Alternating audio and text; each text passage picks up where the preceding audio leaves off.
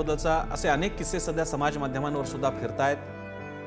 आपल्यावरती आपल्या विरोधात निदर्शनं करणाऱ्या विद्यार्थ्यांवरती कारवाई होते हे कळल्यानंतर त्यांनी जवाहरलाल नेहरू विश्वविद्यालय विद्यापीठाच्या कुलगुरूंना तेव्हा सांगितलं की कारवाई करू नका, कारण ती विद्यार्थी आहेत आणि यामधून मनमोहन सिंग यांच्यामध्ये दडलेला एक शिक्षकही बघायला मिळाला की ज्याला विद्यार्थ्यांबद्दल प्रेम असतं।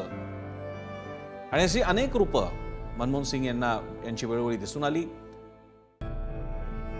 पंतप्रधान पदासारख्या सर्वोच्च पदावर असताना विविध प्रकारच्या सवलती, सोयी, सुविधा तुम्हाला मिळत असतात। त्याचा एक किस्सा सध्या खूप गाजतोय, तो म्हणजे त्यांना देण्यात आलेली BMW कार, जी सगळ्याच पंतप्रधानांसाठी असते, सुरक्षा व्यवस्था त्यामध्ये असते। मात्र तरी सुद्धा त्यांचा जीव जडला होता तो त्यांच्या साध्या मारुती 800 कारमध्ये। एक प्रकारे सर्वसामान्य भारतीयांचं जे 80-90च्या किंवा त्यानंतरच्या काळातलं जे स्वप्न होतं स्वतःच्या छोट्या गाडीचं, त्या गाडीचं स्वप्न ठेवणारा हा सर्वसामान्यांचा पंतप्रधान डॉक्टर मनमोहन सिंग।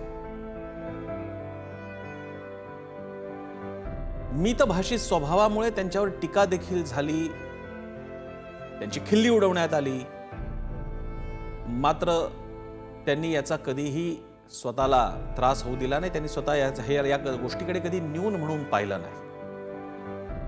आणि आता आपण पाहतोय त्यांचं पार्थिव आता अंतिम संस्कारासाठी नेण्यात येत आहे।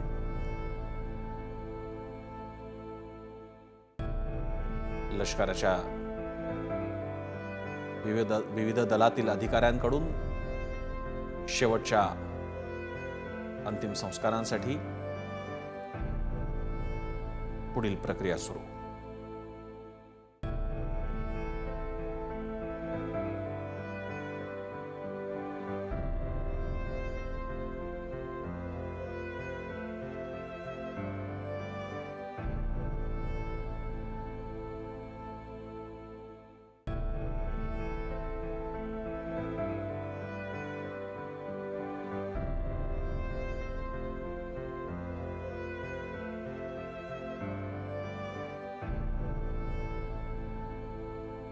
ज्यावेळी देशामध्ये खाजगीकरण हा शब्द उच्चारणं, नफा हा शब्द उच्चारणं सुद्धा जणू पाप होतं। जगातला एक आर्थिक डावा विचार प्रबळ होता। भारतावर सुद्धा त्याचं अधिराज्य जवळपास 5 दशकं राहिलं होतं। त्या काळामध्ये विरोधक तर सोडा, स्वतःच्या पक्षामधून सुद्धा असलेला विरोध याला न जुमानता तेव्हाचे पंतप्रधान नरसिंह राव आणि अर्थमंत्री असलेल्या डॉक्टर मनमोहन सिंग यांनी अतिशय धाडसी निर्णय घेतले। आणि या निर्णयांनी आज जो आधुनिक भारत, विकसित भारत आपल्याला दिसतोय, विकसित होण्याच्या दिशेने गेलेला भारत आपल्याला दिसतोय, समृद्धी दिसते। आज दुधासाठी तुम्हाला आजच्या पिढीला जे माहितीही नाही तशा रांगा लागाव्या लागत नाहीत। परमिट राज संपलं। मोठमोठे समृद्ध मॉल्स दिसू लागले। मध्यम वर्ग मोठ्या प्रमाणात वाढला। भारतीय विद्यार्थी मोठ्या संख्येने परदेशात जाऊ लागले। आधुनिक सोयी सुविधा आल्या। आज मोबाईल हा कुणाच्याही हातात आपल्याला बघायला मिळतो, सर्वांच्या हातात बघायला मिळतो। मात्र एक काळ होता ज्यावेळी साधा घरातला फोनही मोठी श्रीमंती मानली जावी। त्या काळात जेव्हा लोकांनी असे किस्से सांगितलेत की पंतप्रधानांनी सांगितल्यामुळे आपल्या घरात एका आठवड्याच्या आतच फोन आला, अशा दिवसांमध्ये STD ISD PCO हा गावागावामध्ये हा बूथ आला। या सगळ्याची सुरुवात मनमोहन सिंग यांच्या त्या उदारीकरणाच्या धोरणामध्ये आहे, ज्याला अनेकदा चेष्टेने किंवा टीकात्मक पद्धतीने खाऊजा म्हणण्यात आलं। वस्तुतः खाजगीकरण, उदारीकरण आणि जागतिकीकरणामुळे भारतात भांडवल तयार झालं। भांडवल नसताना सरकार सगळीकडे पैसा घालू शकत नाही, सरकारचं ते काम नाही। आणि याद्वारे सरकारने स्वतःवरती जी प्रचंड ओझी तयार करून घेतली होती त्यातून मुक्त करत भारताला थोडंसं मोकळं केलं, भारत सरकारला यातून गोष्टीतून मोकळं केलं। आणि पुढे तीच प्रक्रिया, तेच चक्र भारतीय जनता पक्षाच्याही सरकारांनी पुढे नेलं, अधिक पुढे नेलं।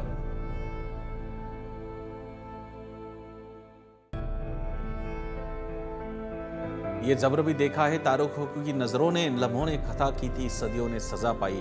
या वाक्यात त्यांनी अशा काही चुका होऊन जातात की ज्या चुका क्षणिक असतात, मात्र शतकांना त्याची किंमत मोजावी लागते, हे बोलून दाखवलं।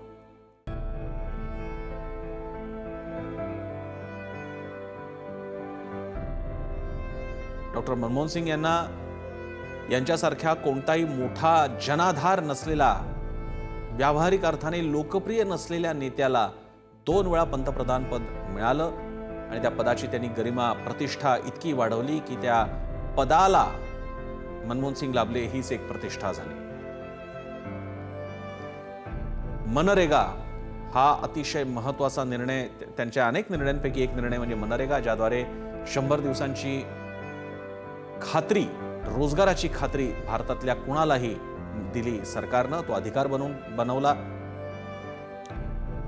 आज प्रकल्पांसाठी जमिनी घेताना आधीच्या काळा इतक्या मोठे संघर्ष होत नाहीत. त्याचं कारण असे निर्णय की ज्याद्वारे चौपट भाव दिला जाऊ शकतो आणि त्याद्वारे जमिनी घेतल्या जाऊ शकतात. याद्वारे त्यांनी शेतकरी आणि सर्वसामान्य जे जमीन धारक आहेत त्यांच्याही कल्याणाची काळजी वाहिली. अवकाश संशोधन क्षेत्रात मंगळयान आणि चांद्रयान मोहिमांना गती मिळाली, ज्याचे परिणाम आज आपण पाहतोय. भारतातील 2/3 लोकांना अनुदानित अन्नधान्य पुरवठा, शेतकऱ्यांना 60,000 कोटींची कर्जमाफी, जो कित्ता नंतरही गिरवला गेला.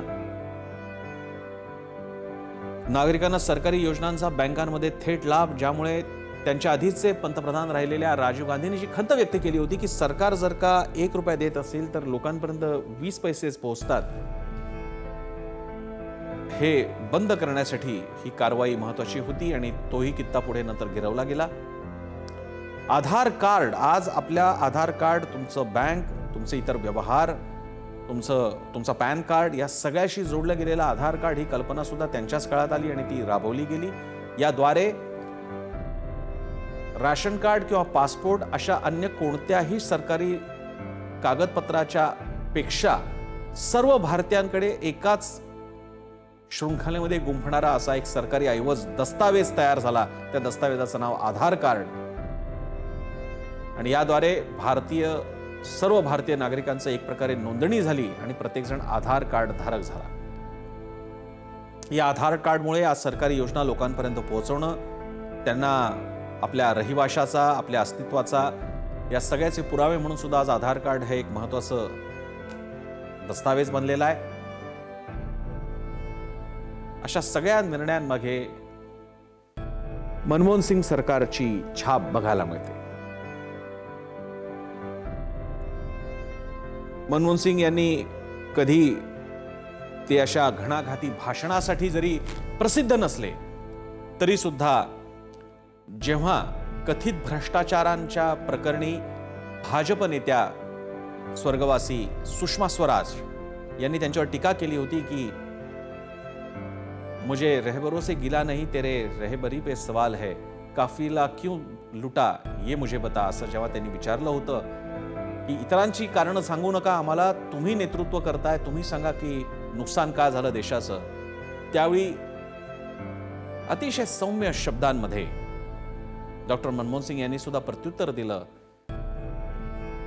की माझी शांती हे माझं दौर्बल्य समजू नका, मी अनेक प्रश्नांची प्रतिष्ठा राखलेली आहे. आणि हे नंतर स्पष्ट सुद्धा झालं, कारण त्या सगळ्या कथित प्रकरणांपैकी एकाही प्रकरणात गुन्हेगार मुळात ठरला नाही आणि त्याला शासनही झालं नाही. पण त्या 2-3 वर्षांनी मनमोहन सिंग मात्र प्रचंड दुखावले गेले.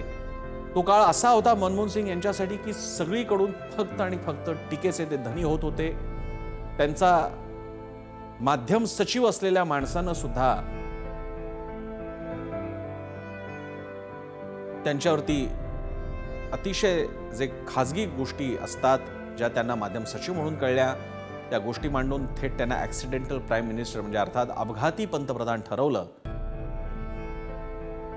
त्या काळातले विविध पदांवरचे मोठे शासकीय अधिकारी यांनी उघडपणे सरकार असताना आपापल्या पातळीला पुस्तकं लिहून शासनावरती कोरडे ओढले, जाहीर टीका टिप्पणी केली. अर्थात अशी मोकळीकही त्या सरकारने दिली, मनमोहन सिंग यांनी दिली, हेही मान्य करावं लागेल.